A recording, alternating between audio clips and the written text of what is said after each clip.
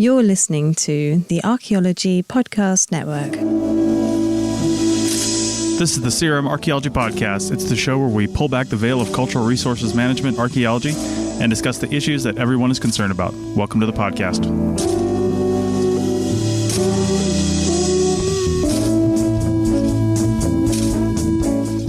Welcome to CRM Archaeology Podcast 313. This is your host, Heather McDaniel-McDevitt, and my co-host is Andrew Kinkella in Southern California. Hey guys, how's it going? And we are, if you can hear it in my voice. Oh, I can hear it. This is my Kathleen Turner stage of my life. Totally, the sexy, raspy voice. It does. with the occasional phlegm hacking. Lovely. I am battling this 2-week cough. Doctor can't tell me what it is. Laryngitis, back and forth. This is me sounding good, Andrew. This past week, I could hardly talk. And I'm very rarely sick. So we thought. That's true. Right. I am very rarely sick. I'm a baby. I'm not a baby. I keep working, and that's probably also part of my problem, but I keep working through it, but it just is very frustrating. So we thought that today, Andrew had a good idea. Let's talk about preventative illness or preventative health, excuse me. Preventative health. Yes. How does this come to me? I'm just such a genius. How does the idea when you're talking to somebody who sounds like crap and then you're like, wait, I know. I give myself full credit on this. Yeah. So yes. I was thinking, I'm like, preventative health, man, because there's a lot of stuff that we can do. And I do a bunch of little things over the years to prep myself for going to the field, or if I know a big job's coming up somewhere or something, I'm like, okay, note to self, do this in order to keep my body up to what's about to befall it. So I thought we could just go back and forth today about stuff that either of us do to ease the load on our bodies as we go out to the field, preventative things we do, just that stuff we've learned. There's certain things as we go through this, you'll see that there's certain things that I would rank almost as old wives' tales or silly stories, but I'm like, hey, these just seem to work for me. Where others that are also old wives' tales and silly stories, where I'll be like, no, I tried, this didn't work at all. But I thought we could just go through this stuff. And then I think also we'll talk about near the end, just because Andrew and I are around the same age. He's much 97. Better. Yes. And I sound 97 right now. He's much better about preventative care than I am. I have insurance. Yes. I have good insurance, but I'm adverse. I'm the person who's really averse to going to the doctor. I don't like going to the doctor for various different reasons. So I thought maybe we'll talk about that a little bit. And also, what are those things that really, I think as archaeologists, we do tend to ignore our bodies just because in order to get through these labor-intensive days, we've trained ourselves over time to ignore signs. And it actually becomes, I think, a way of living that people do not realize that could be dangerous. And for somebody who, when I was growing up, was a competitive athlete, that's another way that people, they train their bodies to ignore signs. And when you get older, it's not a good thing. So just talking about what are some things that really, that everybody should be making sure that they are doing to take care of themselves.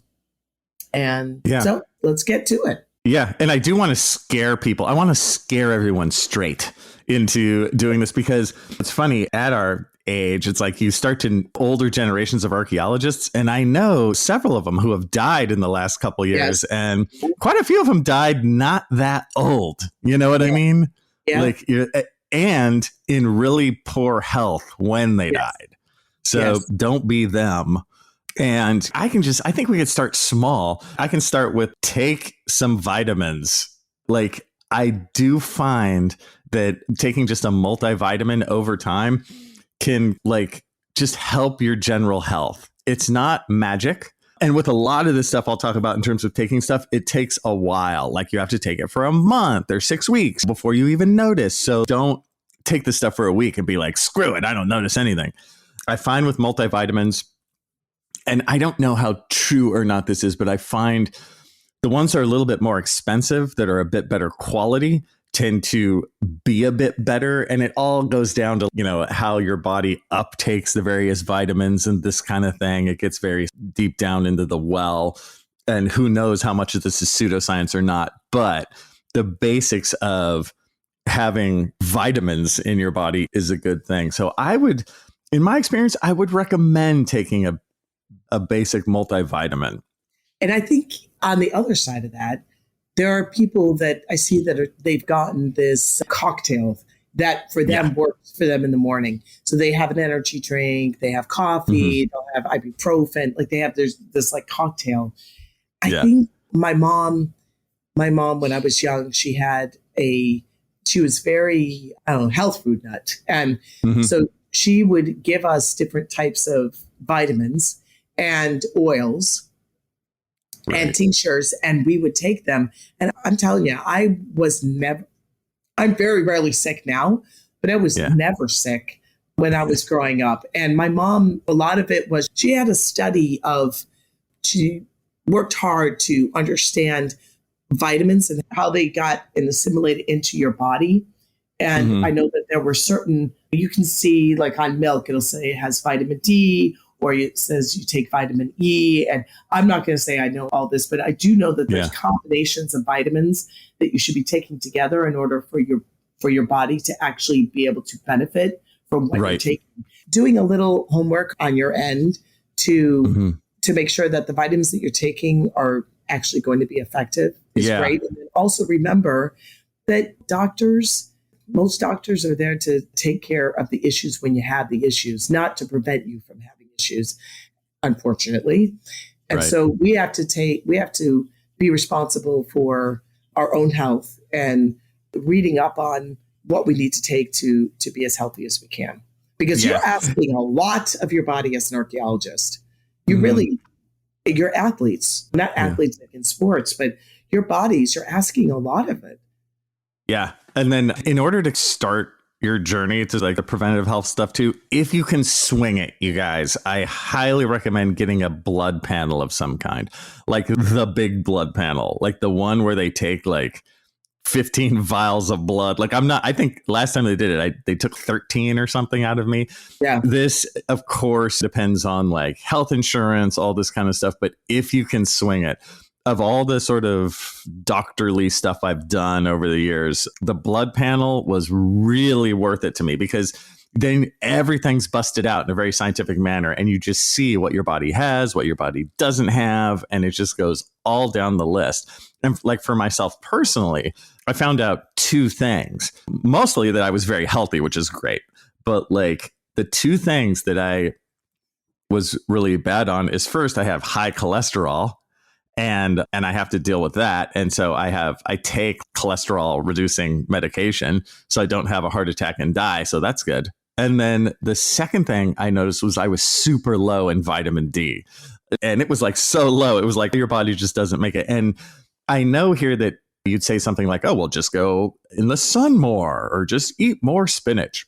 And diet obviously has a part in this. But if your body is as messed up as mine is when it comes to something like vitamin D, you need to take supplements. Like and I'm not saying stay in a dark cave and don't eat any spinach, but I am saying like you need to, you'll notice. And that, of all the sort of supplements or vitamins, I noticed after taking a lot of vitamin D for a while that I was less tired, and it just seemed like my body was working a little better. So I can't recommend the sort of big blood panel thing enough, just to give yourself a base of operations where you're like, okay, this is where I need to go from to make myself better. Yeah, those blood panels are great because they're all encompassing and you'll learn so much about yourself from it. It tells you, it's just like you said, it tells you like better diet. And so from there, it's a platform that the doctor can write up a whole slew of suggestions for how to be healthier.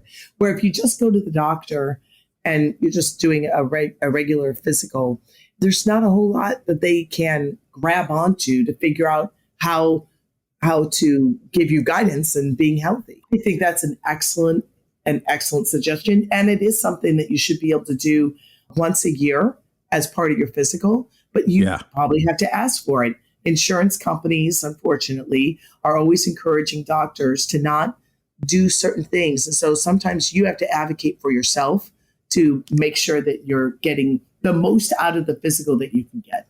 Mm-hmm. And I was like you. I wasn't a huge go to the doctor kind of person. Like when I was younger, I probably didn't go to the doctor for a decade. I was one of those guys. That was a bad call. And I just really recommend everyone do this. Oh, and as a funny aside with the whole blood panel thing, I'm scared of needles, right? I know it's an irrational fear. I know it's like stupid. It's very embarrassing for me. But so whenever I go in, I tell like the nurse who's going to take the blood, I'm like, look, I'm going to react like a 6-year-old girl. It's just know this. Right. And so I had to sit there, Mr. Afraid of Needles, and get like 13 vials drawn. And so I had to man up. Right. But my point is, if I can do it, you can do it. You know what I'm saying? Yeah. I think let's go on to the next segment. We'll be right back. Let's. Welcome back to CRM Archaeology Podcast, episode 313. We're talking about preventative health because Heather sounds terrible right now. Yeah. We're doing this too late for you, Heather. I'm sorry. So this is for others. You're giving to others. That's right. I'm the case study of what not to do. So let's talk a little bit about supplements and things that we can take that are preventative on our side. Yeah. So I've gone down the rabbit hole of supplements to a degree. I'm not like insanely like knowledgeable and I've tried everything and am just a convert to supplements. I will say that in my experience, and I'm just very honest about it, that I find that some of them do seem to work and some of them seem to not do anything.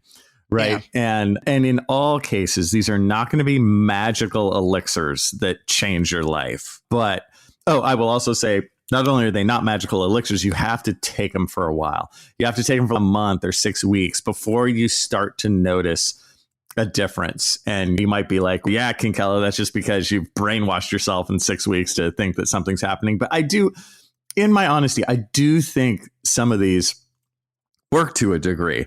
And in no particular order, here's a handful of things that I have found for myself work. First, any of those extreme vitamin C packets, right? We can talk Emergency. My favorite one is the one that's always sold as developed by a grade school teacher. You know, that one, it comes in a little plastic tube, and inside a little plastic tube, there are those huge vitamin C. They're not pills. They're these huge, what would you call them? Like a powder.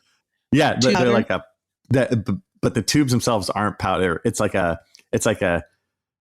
looks like a huge pill made out of vitamin C powder. And what you do is dissolves. What you do is you put it in water and you dissolve. I find it's much easier to take with ice. If you can put some ice water in there and put it at the bottom, it dissolves and then you drink it. I will say, as soon as you find that you're getting a cold, or as soon as a cold comes on, or even when you just, you know how we all have that inkling before it happens, you have that first thought of, am I sick or not? Yeah, it's right then. And you almost have to train yourself to listen to that. Yeah, and do it like immediately. Just be like, yeah, wait, am I getting sick? No matter what. It's like taking some extra vitamin C isn't going to hurt you either way. So just do it. So I have found that taking that does take the edge off. And the other one to take it basically at the same time is one called UMCA. I believe it's spelled UMKA. It might be UMCA, but I'm pretty sure it's UMKA. This is available at your kind of local health store. You can't find it at Vaughn's or Albertsons or anything like that. But at most health stores will carry this, and it's not super expensive. It comes in a little like tincture, a little glass vial almost. And I want to say it's $15 or something like that. It's not insane. And there's a little dropper in it, and you just take out some of the liquid. It's like this dark brown liquid. You just suck it up into the little vial and you put it in a little tiny bit of water and you drink it. And I do have to say the UMCA stuff does take the edge off of the sort of common cold symptoms, that kind of thing. You take it fast. I've had real success with that. I wouldn't say if I didn't. The other thing that I would say I think has helped me some are supplements that focus on joint health. Now, we as archaeologists all have to deal with the sort of joint situation, right? My knees are not what they once were. And what I find is we all have the one knee. And for me, it's usually the left. And after walking for a while or running, like I like jogging and stuff, it'll start to hurt. It'll start to grind because all the padding in there is getting old and crappy and torn up. That's not what it once was. The joint supplements, if you take them for a while, if you look this up, you guys, some of them have like hyaluronic acid in it. There's different ones, but I think they take the edge off. It's not a miracle cure, but it's better than without. So that joint supplement world of stuff is something that I can vaguely recommend. I've had good, what I would call success with it. Yeah, I think the other thing is that there's a whole other topic about the alcohol and drinking in the fields and everything. And it's a social thing. And hey, like I like my beer and wine like anyone else and cocktails. And I drink my rum and cokes like anyone else. Okay. Yeah. I don't have a problem. But it definitely affects your joints. And you have inflammation in your joints. And so just remembering that, I think when you're going to be asking a lot of your body, drinking probably isn't the best thing to be doing the night before a large survey, or you're having to do a lot of STPs or whatever. When you're asking a lot of your body, having alcohol in your system is not a good thing. And not to be a Debbie Downer, it just is, you're not setting yourself up for optimum performance. And the older you get, the harder it is. Yeah. No, and just I'm sorry to break in, but just the dehydration aspect of it, it really affects you. In terms of, this is almost a funny backwards preventative health measure, but in terms of dehydration, one thing I do, especially before a day where it's going to be a lot of surveyor in the field, is I drink a ton of water very early, like before we leave, like almost to pain, because what I'm doing is I'm using my body as a canteen. And I learned that trick in Belize, and because all the Belizean guys did it and stuff, and it totally works. So it's like, I can't recommend that one highly enough if you're on a day where there's a lot of survey. And I'll say, I know for some of us women, it is a pain in the neck to have to go to the bathroom in the field.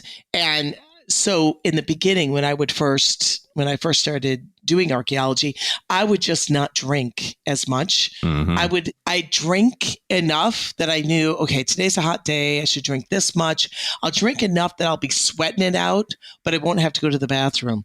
Not a good formula for, the best outcome. That's for sure. Yeah. You just have to kind of suck it up. You're going to have to go out in the field. It is what it is.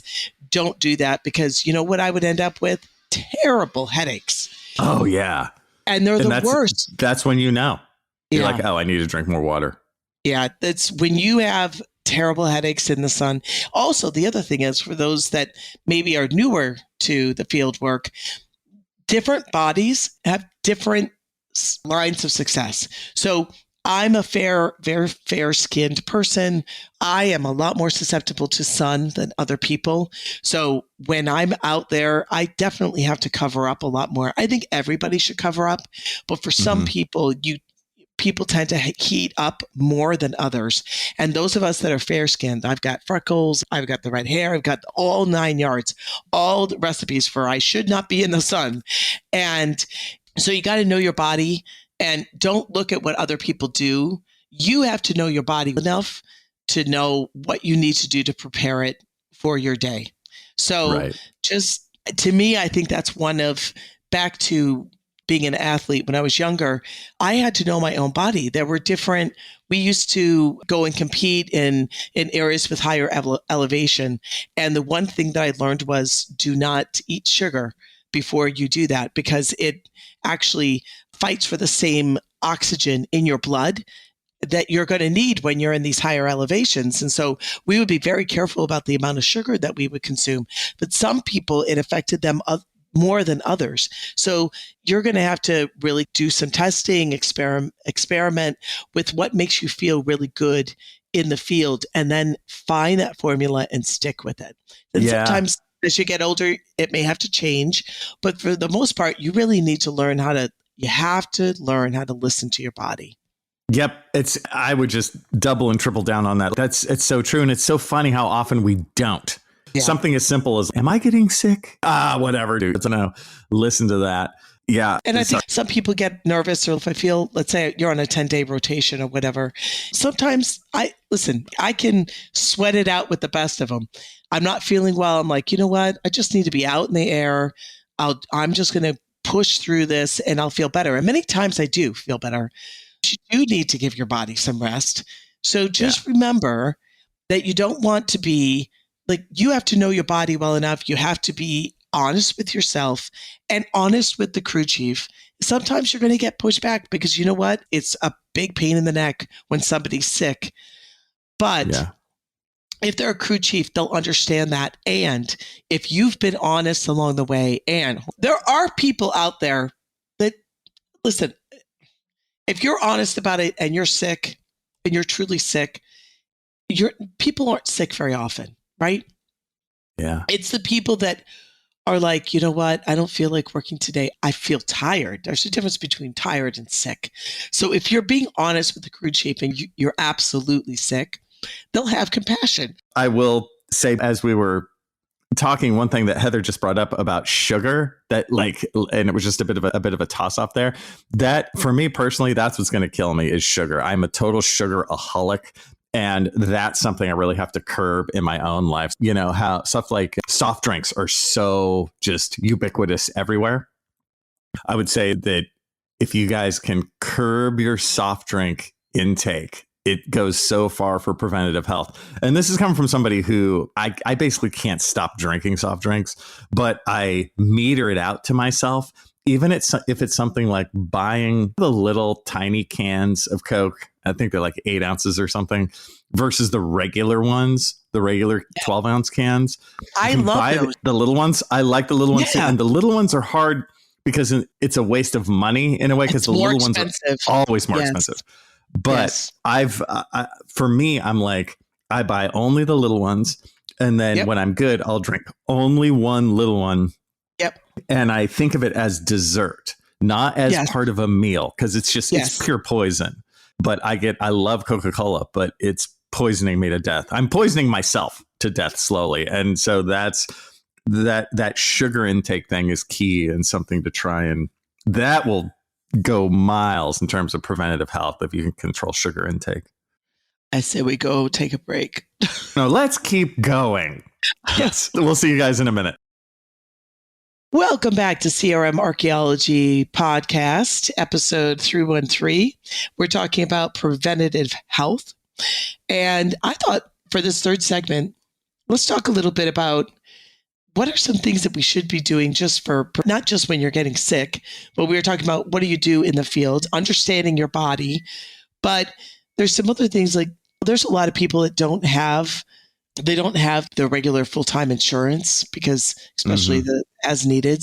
I don't know what's required of people in different states, but I know you have to have some form of insurance, but it's pretty lousy. So let's talk about different options for how do you do the preventative medicine where you don't have full-time benefits.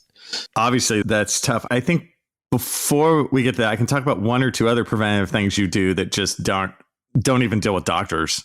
First, we just ended talking about health and like sugary drinks and stuff. There's something I do whenever I'm out in the field or out in a faraway place, and I call it basically a salad hunt. And whereas I'm not a huge like vegetable person or salad person, but I know how important it is to eat well. So I'll actually like consciously think, today, I need to go on a salad hunt. And that means finding a salad or finding some sort of healthy food. And it is a true hunt, as so many of us know. It's like when you're in the middle of some little town, in the middle of nowhere, and all there is a McDonald's and a Wendy's, the salad hunt is a full-on expedition. But if you can hook that up or even look beforehand, you know you're going to a certain place, like, where could I get some decently healthy food? And this is not meaning that you're some over-the-top health nut. It just means don't eat fast food all the time. And how can you break it up? So go on the salad hunt, because while sugar will kill you, spinach will save you. So that's something I've found has really worked for me. And let's be honest, when we eat better, you can feel it. You feel better. Another thing I've noticed before we get into sort of the more doctorly side is figure out how you walk and figure out how your feet hit the pavement. I may have talked about this at some point in the deep, dark past, but you want to figure out if you're a pronator or a supinator. And that just basically means how your foot hits the ground as you walk. How you do this is you can wet your feet on concrete and then walk a little. And basically, if you have a really high arches or not, that can start to tell you how you walk, how your foot hits the pavement. Why do you want to know that? Because that's going to transfer up to your knees and your joints and stuff. And of course, as archaeologists, we're walking all the time. There's so much of that. So you want to go on some like running websites or just read into running shoes. Do you need more of a cushioned situation, or do you need more of a stabilizing shoe? I personally, I'm the supinator. I have very high arches is really what that means. So I ultimately need a shoe that's very cushiony. And I don't want the stability shoe. Basically, my foot needs to move around a little bit. Yeah. And I'm not saying you need to go, you're about ready to do a 100-yard dash. This is going to translate into your boots. So it's not about buying super, super expensive boots, although as archaeologists, we should buy decent boots, but they've got to be the right kind of boots for your kind of walking. So true. I've seen it. Like I didn't used to know this stuff. And about 10 years ago, I got into it and it made such a difference. And also, if you beyond this do any kind of exercising regime, whether it's walking, whether it's jogging, whether it's doing jumping jacks, you need the right kind of shoes. And so I just know for myself, I know that like the Brooks Ghost works for me in terms of running shoes, but that translates into the hiking boot world as well. So that's a bit of preventative health, just your footwear and how you treat your feet. Big deal. Yeah. Long term, I have high arches too. And because of that, sometimes if I'm not wearing the right kind of shoe, my toes ache. Oh, yeah. Yeah. And that's like the worst. If your feet are not feeling good on a survey, it's like, it's the worst. You're not focusing on what you need to be focusing on. Yep. So I absolutely, being able to get the right boot, and you may need to try, if you're new to archaeology, you need to try various different boots. I actually swear by, there's some boots, I don't get the most expensive boot. Yeah, me neither. I get exactly what you're saying, because actually people are like, oh, I get the most expensive boot, then it will last me longer. But then it is also breaking down. I think I'd rather do a mid-sized good boot that I can get a new one every now and then. Yeah, that's where I go. Yeah. So I think the other thing as far as eating, when you're out in the field, for me personally, I was just talking about this yesterday, I perform better when I don't have a lot of sugar and I don't have a lot of carbohydrates. Some people, I've been this way since I was young. And when I was an athlete, I was a protein. I would eat a ton of protein. Another way, what I used to do is I used to do these potassium shots, and those would give me some energy because I wasn't a major carbohydrate person, but I would do the potassium shots along with a lot of protein. And everybody's different. So learning your body, I really think that this is something, actually people should be teaching this in college when you're doing work that's so asking a lot of your body. You need to learn how to maximize your effort by doing what's best for your specific body. And it's not the same for everyone. They should teach it K through 12.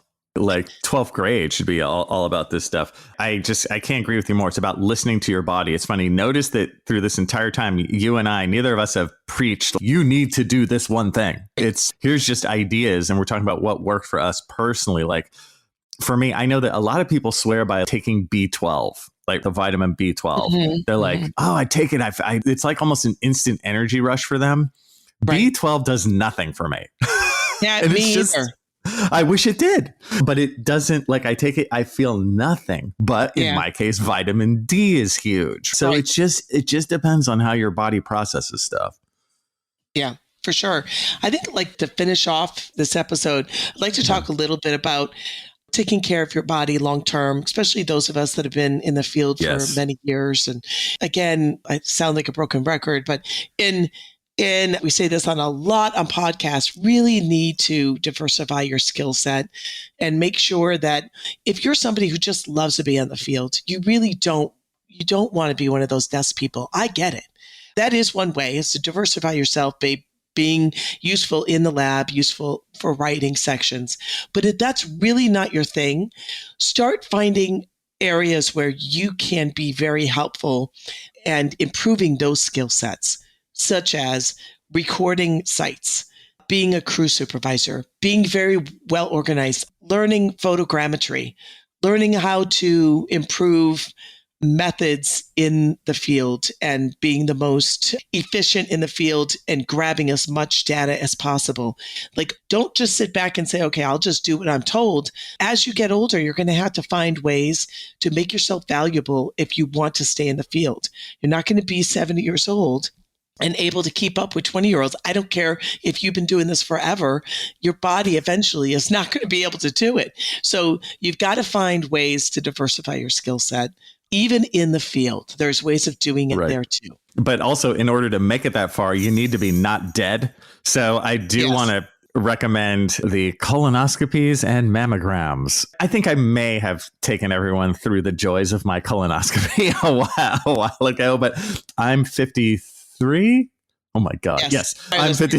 I always have to do the math. And so I just did it like a year ago, and I won't take everyone through that, but just to say it'd been weighing on my mind forever, and I did it, and everything was fine. And it's just do it.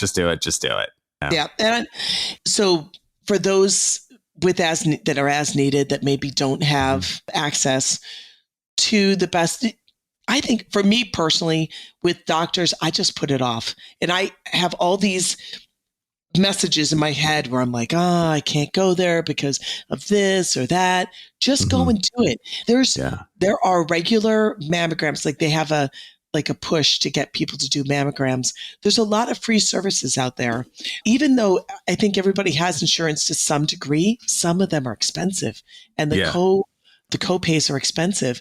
But these preventative services, there's a lot. If you do a little digging, there are a lot of medical facilities that provide these preventative treatments free of charge. You just have to go out and look for it.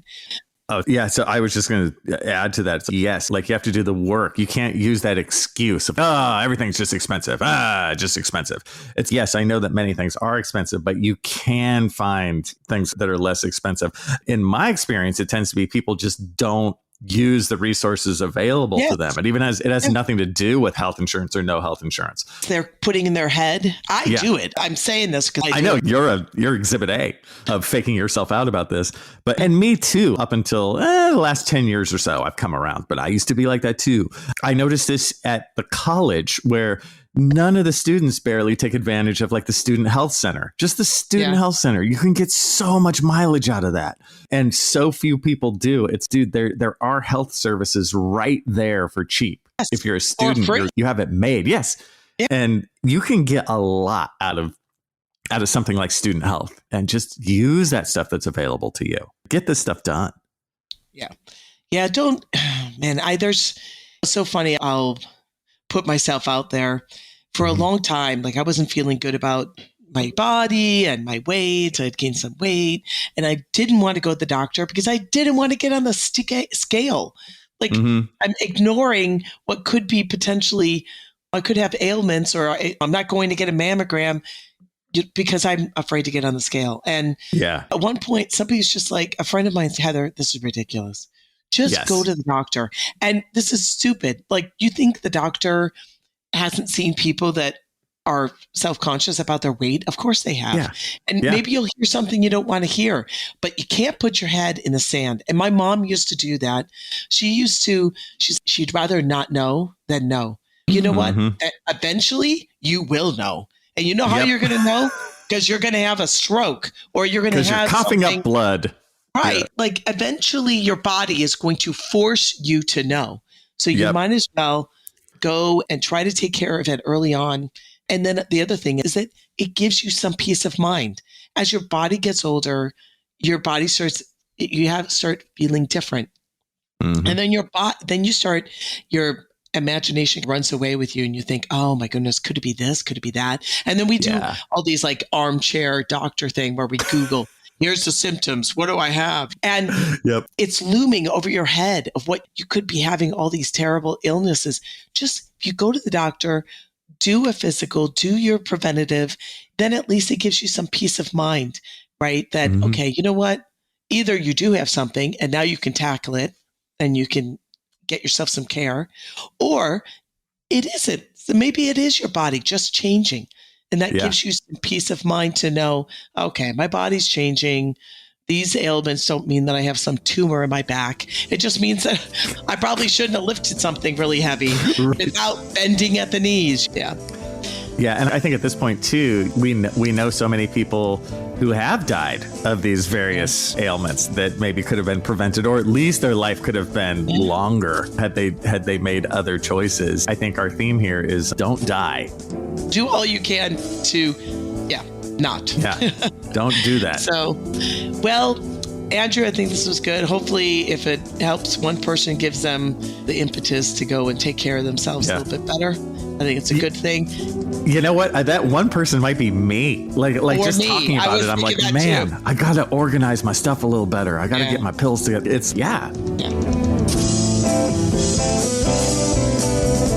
That's it for another episode of the CRM Archaeology Podcast. Links to some of the items mentioned on the show are in the show notes for this podcast, which can be found at www.archpodnet.com/CRMArchPodcast. Please comment and share anywhere you see the show. If you'd like us to answer a question on a future episode, email us. Use the contact form on the website, or just email chris@archaeologypodcastnetwork.com. Support the show and the network at archpodnet.com/members. Get some swag and extra content while you're there. Send us show suggestions and interview suggestions.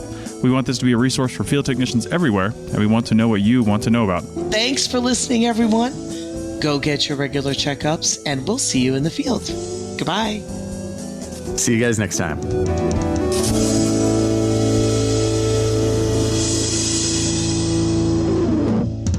The Archaeology Podcast Network is 10 years old this year. Our executive producer is Ashley Airy, our social media coordinator is Matilda Siebrecht, and our chief editor is Rachel Roden. The Archaeology Podcast Network was co-founded by Chris Webster and Tristan Boyle in 2014 and is part of Cultural Media and DigTech LLC. This has been a presentation of the Archaeology Podcast Network. Visit us on the web for show notes and other podcasts at www.archpodnet.com. Contact us at chris@archaeologypodcastnetwork.com.